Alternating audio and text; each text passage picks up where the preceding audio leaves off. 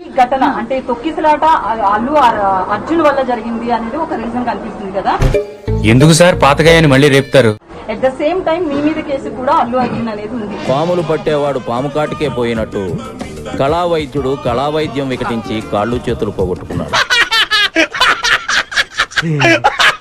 So ఈ point of view మీరు రావడం పట్ల అయితే సోషల్ మీడియాలో నెక్స్ట్ ట్రోల్ అయ్యే అవకాశం ఉంది. దీన్ని ఎలా చూస్తారు?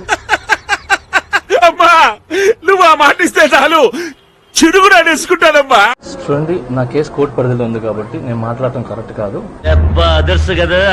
నా సైడ్ నుంచి ఏదైతే లీగల్ గా మా లాయర్స్ ఉన్నాయో సో నేను ఇంతవరకే మాట్లాడగలను. దయచేసి అడిగిన దానికి సమాధానం చెప్తే తెలివితేటలు అంటారు, చెప్పకపోతే పొగరంటారు.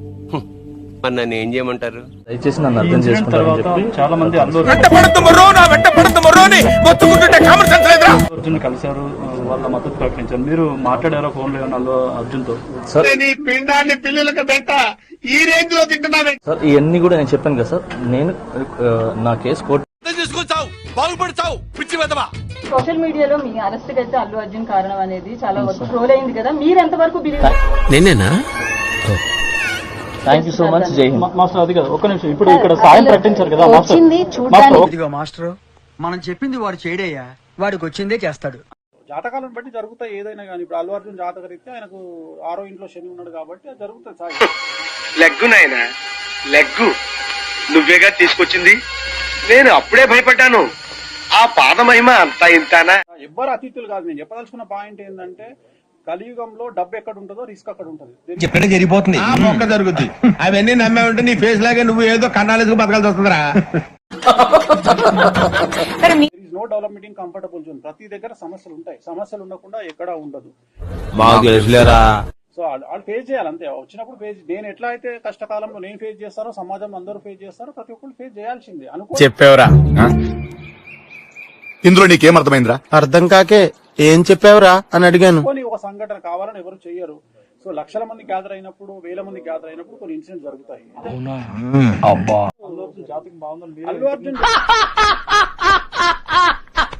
ఏం పాయింట్ పెట్టావన్నా, సూపర్. జాతకం బాగుంది అని ఇప్పుడు కూడా చెప్తున్నా. మార్చి అందరి ముందు పరిగిపోయిందిగా, ఇంకెలా తలెత్తుకుంటావు? మార్చి వరకు బాగాలేదు, మార్చి 29 నుండి బాగుంది. ఇలాంటప్పుడే గుండె రాయి చేసుకో. ఆడికి అలాగే అవ్వలేరా? ఇప్పుడు కూడా అదే మాట మీద ఉన్నా. జాతకం బాగుండడానికి ఇలాంటి ఇన్సిడెంట్లకు సంబంధం లేదండి. ఏ క్షణంలో నువ్వు ఎలా ఉంటావో నీకే తెలియనప్పుడు నీ పక్కన నాకేం తెలుస్తుంది?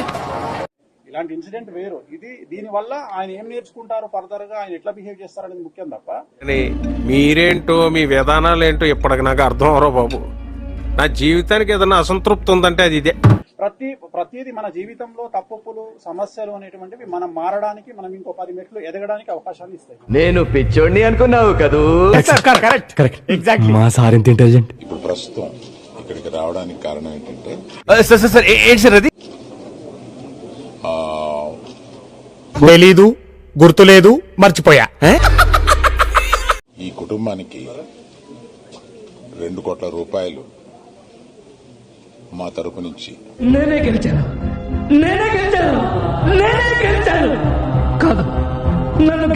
అనగా అల్లు అర్జున్ తరపు నుంచి 1 కోటి రూపాయలు. జీవితంలో ఎప్పుడు చూడలేననుకున్నది ఈ రోజు చూస్తున్నాను ఆంజనేయ.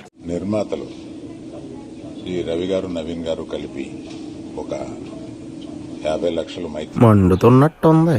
సుకుమార్ గారు ఆయనే వచ్చి ఉండాలి. ఎందుకు? వారి అన్నయ్య గారు అబ్బాయి అశోక్ వచ్చున్నారు. మనకు కావాల్సింది కూడా అదేలేమ్మా. సీఎం గారు చెప్పాల్సింది మీకు చెప్పాను. తర్వాత అల్లు అర్జున్ కూడా కలుస్తాను. చాలా గొప్ప పని చేశాను. ఇండస్ట్రీలో ఇంపార్టెంట్ పర్సన్ గా కలిసిన తర్వాత అది కూడా చెప్పి సమన్వయం చేస్తాను. ఏంటి బాబా అన్న ఇంకోసారి నేను మాట్లాడతాను. నేను కలిసిన తర్వాత మాట్లాడతాను. అరుస్తున్నాడు భయ్యుడు, నీకు బాగా మదం ఎక్కిందిరా గోవర్ధన.